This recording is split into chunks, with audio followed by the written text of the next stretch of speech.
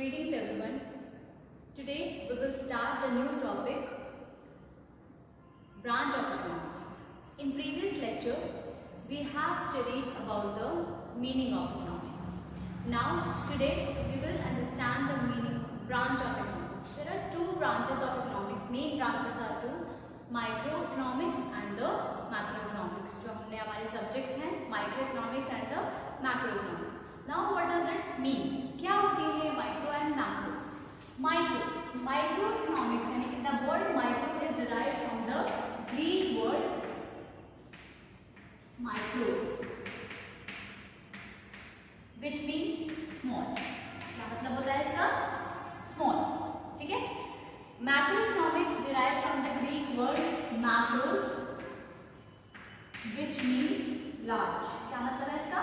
Large. अभी क्या है? तो माइक्रो इकोनॉमिक्स और मैक्रो इकोनॉमिक्स में क्या डिफरेंस है? Micro economics is that economics which deals with N individual unit, यानी कि इंडिविजुअल यूनिट से, एक स्मॉल यूनिट से डील करती है, तो वो क्या कहलाई जाती है? माइक्रो. क्योंकि माइक्रो मतलब छोटा होता है. Suppose a consumer consume salt, एक कंज्यूमर कंज्यूम कर रहा है सॉल्ट, तो वो क्या कहलाया जाएगा? माइक्रो इकोनॉमिक्स का पार्ट है. तो micro economics is that economics which deals with an economy as an individual unit. But macro economics क्या होती है? Macro economics is that economics which deals with an economy as a whole यानी कि overall economy.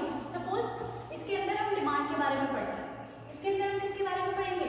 Aggregate demand. समझ में आ रही है बात? डिमांड एक इंडिविजुअल यूनिट की होती है, एग्रीगेट डिमांड एवरेज होती है. That means demand of all the consumers. जितने भी डिमांड्स होती हैं कंज्यूमर्स की, वो सारी इसी का ही पार्ट होती हैं. तो क्लियर हो गया ना बात कि जो माइक्रो इकोनॉमिक्स है वो माइक्रो से आया है, जिसका मतलब स्मॉल होता है. इसकी डेफिनेशन क्या होगी? Micro economics is that economics which deals with an individual unit और a small unit से डील करती है. इधर वो प्रोड्यूसर है, कंज्यूमर है, सोसाइटी है, बट वो एक स्मॉल यूनिट से डील करेगी. जो मैक्रो इकोनॉमिक्स होती है वो क्या होती है? Macro economics is that economics which deals with an economy as a whole. जो पूरी economy as a whole deal करता है, तो वो हमारा क्या होता है?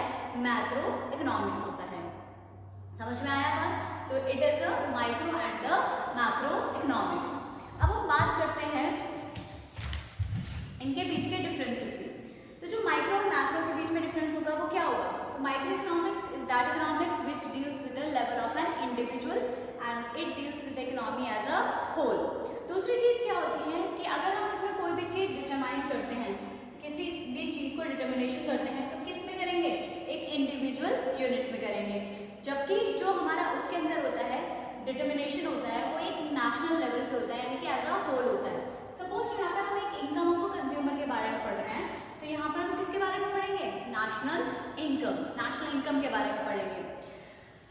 इसमें जब भी हम माइक्रो को पढ़ते हैं तो हमारे जितने भी मैक्रो वेरिएबल्स होते हैं दैट रिमेन्स कांस्टेंट. ध्यान रखना इस चीज का, हमेशा ध्यान रखना कि study of micro economics assumes that macro economic variable remains constant. For example अगर हम कभी भी एग्रीगेट डिमांड निकालते हैं या कुछ भी चीज़ निकालते हैं, तो हमारा जो आउटपुट होता है, प्राइस होता है, वो एक इंडस्ट्री का दिया होता है. जैसे कि कभी भी हमारा कोई भी पर्टिकुलर एक चीज़ निकालनी है हमें माइक्रो के अंदर हमें कोई पर्टिकुलर चीज़ निकालनी है, तो वो एक चीज़ इसके अंदर अगर हम लेके चलेंगे तो हम पूरी इंडस्ट्री का प्राइस नहीं लेंगे, हम एक पर्टिकुलर चीज़ का प्राइस लेंगे.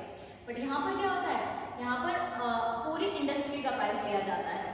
दूसरी चीज, बहुत इंपॉर्टेंट चीज बताने वाली हूँ मैं आपको, एक माइक्रो मैक्रो पैराडॉक्स होता है. इसका मतलब क्या होता है कि कुछ चीजें ऐसी होती हैं जो माइक्रो इकोनॉमिक्स के पॉइंट ऑफ व्यू से तो बिल्कुल सही होती हैं, but macro economic point of view से गलत होती हैं. क्या मतलब है इनका? जैसे सेविंग अब अगर हम करेंगे, एक इंडिविजुअल अगर सेव करता है तो वो तो बहुत सही है, बिल्कुल करेक्ट है, क्योंकि सेविंग अगर इंडिविजुअल यूनिट करेगा तो उसके लिए बेटर होगा, क्योंकि वो फ्यूचर के लिए सेव कर रहा है. बट अगर हम मैक्रो पॉइंट ऑफ व्यू से सेविंग को देखें तो वो गलत हो जाती है. Why? Because if all the people will save तो there will be no circular flow of money. Circular flow of money नहीं होगा, दैट मीन्स वो रुक जाएगा वहीं पर ही, क्योंकि लोग सेव कर रहे हैं, तो इन्वेस्टमेंट नहीं होगा, और इन्वेस्टमेंट नहीं होता तो प्रोडक्शन नहीं होती, प्रोडक्शन नहीं होता तो गुड्स एंड सर्विसेज प्रोड्यूस नहीं होते, जीडीपी नहीं बढ़ती, तो इकोनॉमी ग्रो नहीं करती है. तो what is good in micro economics doesn't mean that that will be good in the macro economics. तो ये माइक्रो मैक्रो पैराडॉक्स होता है कि ये जरूरी नहीं है कि जो माइक्रो पॉइंट ऑफ व्यू से सही हो वो हमारा मैक्रो पॉइंट ऑफ व्यू से भी सही होता है। अब एक चीज आती है इसके अंदर, दो तरह की इकोनॉमिक्स और होती हैं, positive and the normative economics. अब ये क्या होता है? पॉजिटिव इकोनॉमिक्स वो होती हैं जो उन इकोनॉमिक इश्यूज से डील करती हैं which related to past, present and future. किससे रिलेट करती हैं? Past, present and future.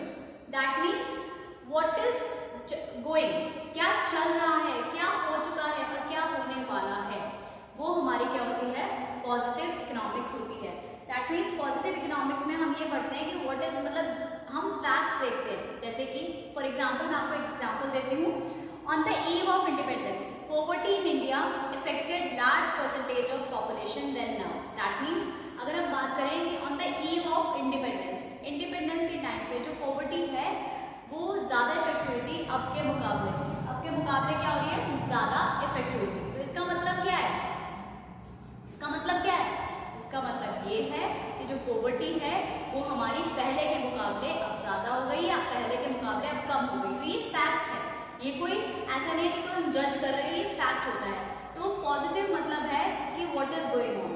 Positive का एक तरह से मतलब होता है कि जो positive economics deals with the economic issues which is related to past, present और फ्यूचर। किससे रिलेट करती है? पास्ट, प्रेजेंट और फ्यूचर। दैट मीन्स पॉजिटिव है कि ये चलेगा।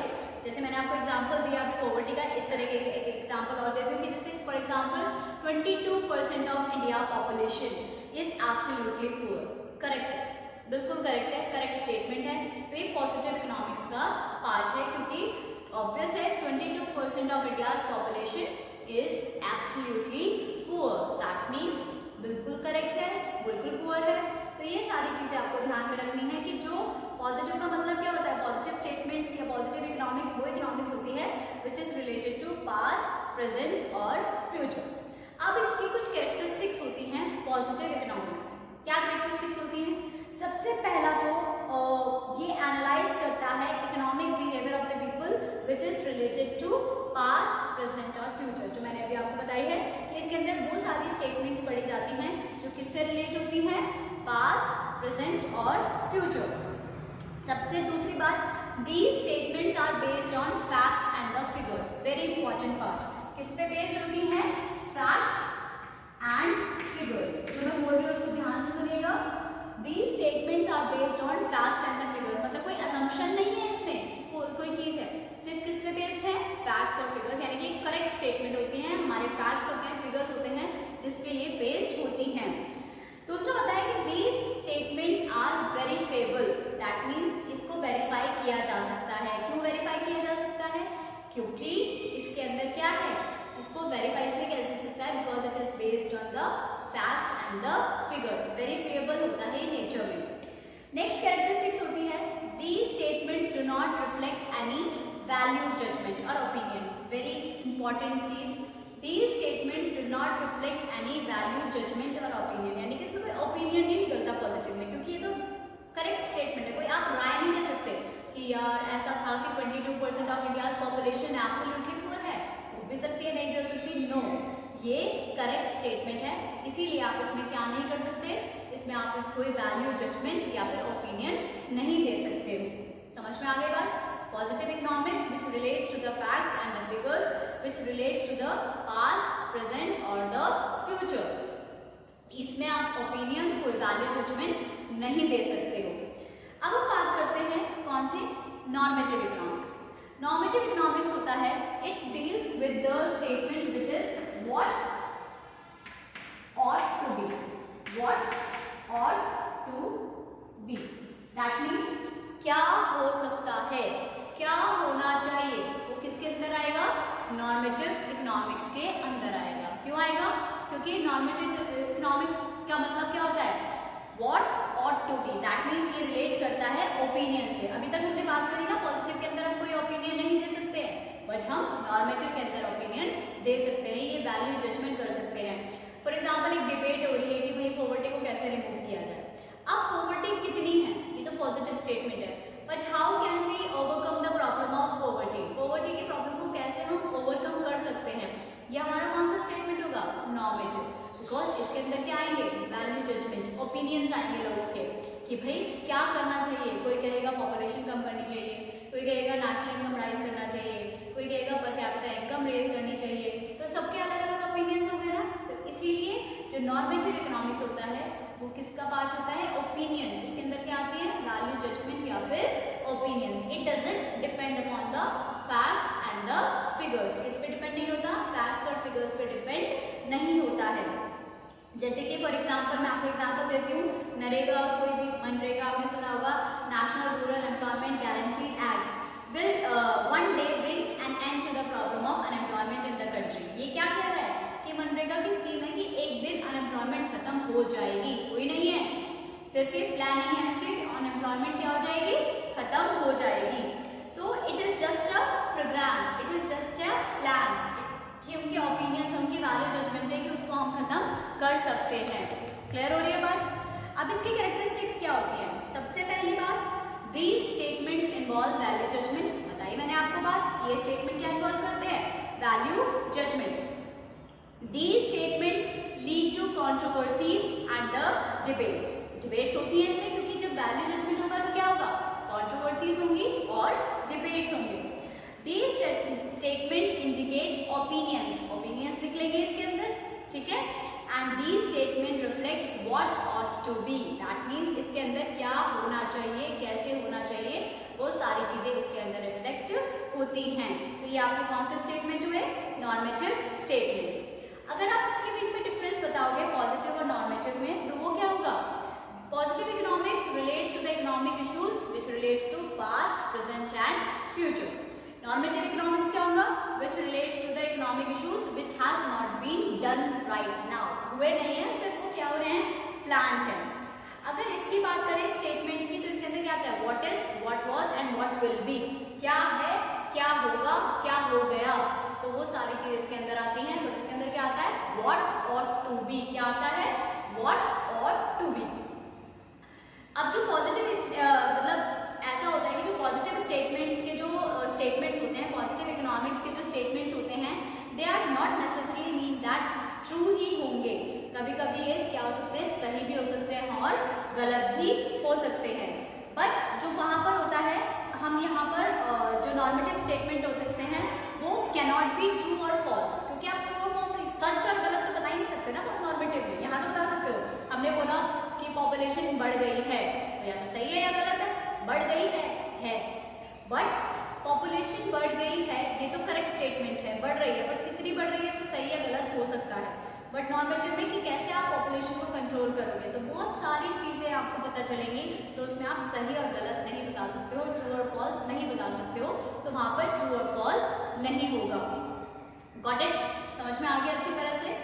अब ये इनके एग्जाम्पल्स है कि दे सकते हो कि पॉजिटिव का एग्जाम्पल जैसे मैंने बताया, 22% of India's population is absolutely poor, that is the example of, yes, positive economics. And how we can overcome the problem of poverty, that is the example of normative economics. समझ में आई branches, तो branches हो गई 4, micro, macro, positive and normative. Just note it down this.